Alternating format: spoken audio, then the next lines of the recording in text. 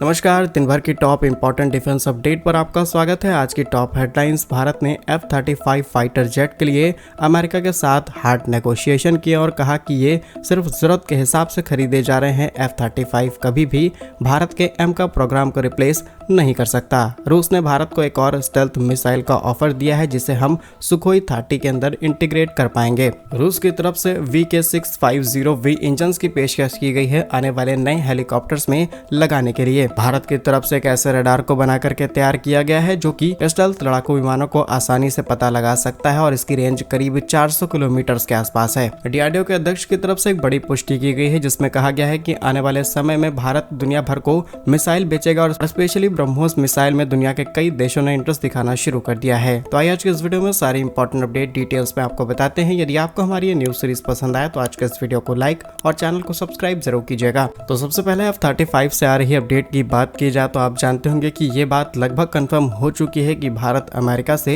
ये fighter jet खरीद रहा है। अब इनकी डिलीवरी कब होगी इसके बारे में एग्जैक्ट डिटेल सामने नहीं है। किस प्राइस पर भारत खरीदेगा ये भी कंफर्म नहीं है, लेकिन एक चीज कंफर्म है, दैट इज कि हम यहाँ पर 2 से 3 स्क्वाड्रन खरीदेंगे, यानी कि 36 से 54 फाइटर जेट भारत खरीद सकता है। लेकिन भारत ने अमेरिका के साथ हार्ड नेगोशिएशन किए हैं। इसमें जो एक सबसे बड़ी प्रॉब्लम सामने आ रही थी वो ये थी कि F-35 की आज के समय कॉस्ट करीब 100 से 115 मिलियन US$ के आसपास आती है, लेकिन ऑपरेशनल कॉस्ट, मेंटेनेंस कॉस्ट को जोड़ लिया जाए तो इसका प्राइस और भी ज्यादा बढ़ जाता है। लेकिन अगर भारत की जियोग्राफी के हिसाब से इसे कस्टमाइज कराना है, चाहे हमें हाई एल्टीट्यूड पर ले जाना हो लद्दाख में या फिर हाई टेम्परेचर वाले एरियाज में, तो इस कंडीशन के हिसाब से इसे कस्टमाइज कराना पड़ सकता है। तो यहाँ पर भी प्राइस बढ़ जाएगा कि हम अपनी एयरफोर्स की नीड्स के हिसाब से इसे कस्टमाइज कराएंगे तो ज्यादा पैसे हमें देने पड़ सकते हैं। लेकिन भारत ने अमेरिका से इसे खरीदने का तो फैसला कर लिया है, लेकिन नेगोशिएशन में ये कहा गया कि अगर ये फाइटर जेट हम खरीदेंगे तो जिस प्राइस पॉइंट पर इसे बनाने वाली कंपनी US एयरफोर्स को देती है उसी सेम प्राइस पर हमें फाइटर जेट ये दिया जाना चाहिए। अदरवाइज इस डील में हम बहुत ज्यादा आगे नहीं बढ़ सकते। इसी के साथ भारत ने यहाँ पर 2 कंडीशंस भी लागू कर दी हैं। पहली कंडीशन की ये डील गवर्नमेंट टू गवर्नमेंट होगी, यानी कि यहाँ की सरकार की तरफ से वहाँ की सरकार के बीच में फाइटर जेट डील साइन की जाएगी। किसी भी प्राइवेट कंपनी को शामिल नहीं किया जाएगा, क्योंकि प्राइवेट कंपनियां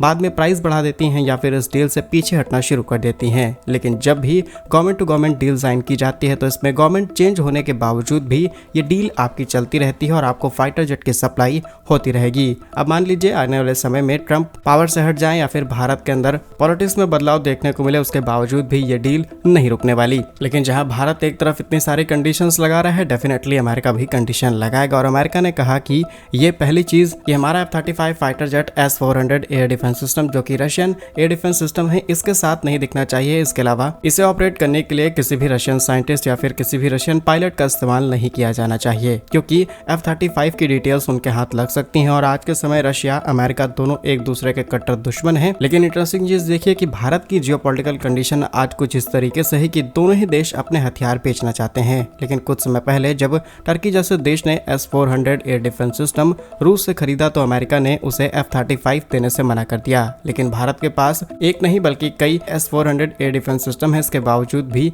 F-35 भारत आ रहा है और ये अपने आप में बड़ी बात बन जाती है। बाकी भारत के अंदर अमेरिका के साथ साथ रशिया के बहुत सारे साइंटिस्ट काम करते हैं, चाहे DRDO की बात की जाए या फिर ब्रह्मोस की डेवलपमेंट पे और अपकमिंग बहुत सारी missiles and fighter jet engines में। तो देखते हैं कि इस चीज को किस तरीके से बैलेंस किया जाता है। बाकी अनदर साइड रशिया ने तो एक से बढ़ के एक डिस्काउंट अपने SU-57 पर भारत को देने शुरू कर दिए हैं। अब हम इन दोनों ही सुपर पावर को किस तरीके से बैलेंस करेंगे ये भी अपने आप में बड़ा सवाल बनता है। बाकी इस पर आपकी क्या राय है हमें कमेंट्स में जरूर बताइएगा। दूसरी अपडेट रूस से सामने निकल के आ रही है, जहां पर रूस की तरफ से भारत को एक और बड़ा ऑफर दिया गया और यह ऑफर एक नई मिसाइल का है। रूस की तरफ से भारत को KH-69 स्टेल्थ क्रूज मिसाइल की पेशकश की गई है रिसेंटली हुए एरो इंडिया 2025 में। KH-69 एक बहुत ही अत्याधुनिक हवाई लॉन्च मिसाइल है जिसे सटीक हमलों के लिए तैयार किया गया है। अब जैसा कि इसके नाम में छुपा हुआ है, ये एक स्टेल्थ मिसाइल है, यानी कि किसी भी रडार के पकड़ में ये आसानी से नहीं आती। जानकारी के लिए आपको ये भी बता दें कि आज इंडियन एयरफोर्स में करीब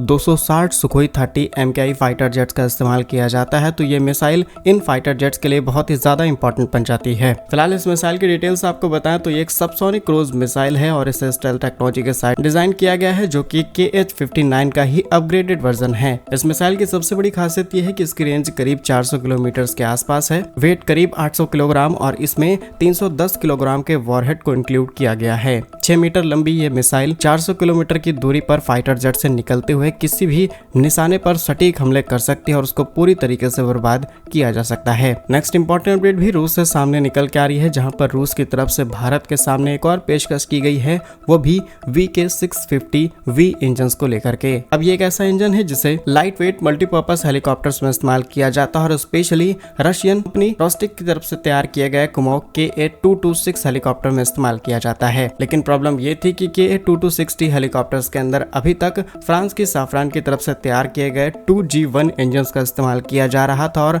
रशिया पर लगे सैंक्शंस की वजह से ये चीज आगे नहीं बढ़ पा रही थी। जियोपॉलिटिकल टेंशंस की वजह से पूरी की पूरी सप्लाई चेन डिस्टर्ब हो रही थी, जिससे प्रोडक्शन पर इम्पैक्ट पड़ रहा था। और अब फाइनली रशिया ने एम कर लिया है कि भारत के साथ कोलैबोरेशन करते हुए कुछ नेगोशिएशंस भी किए जाएंगे ताकि लोकलाइज प्रोडक्शन भारत के अंदर किया जाए और VK-650V इंजन भारत में तैयार किया जाए। इसे रशियन यूनाइटेड इंजन कॉर्पोरेशन की हेल्प से भारत में तैयार किया जाएगा और ये इंजन आने वाले टाइम में कई हेलीकॉप्टर्स में लगा करके उन्हें पावर दी जा सकती है। ये इंजन भी अपने आप में काफी ज्यादा ताकतवर बताया जाता है। 650 से 700 हॉर्स पावर की ताकत ये जनरेट करता है और भी इसके कई एडवांस फीचर्स हैं। फिलहाल के लिए रूस HAL के साथ पार्टनरशिप करते हुए अपने इस इंजन को भारत में तैयार करने की तैयारी में है। रूस के इस ऑफर पर आप क्या सोचते हैं, हमें कमेंट्स में जरूर बताइएगा। नेक्स्ट इंपॉर्टेंट अपडेट DRDO से सामने निकल के आ रही है, जहां पर DRDO की तरफ से VHF, जिसे हम वेरी हाई फ्रीक्वेंसी रडार कहते हैं, इसे तैयार किया जा चुका है और उसकी फ्रीक्वेंसी बैंड करीब 30 to 300 मेगाहर्ट्ज के आसपास है। इस रडार को तैयार किया गया है ताकि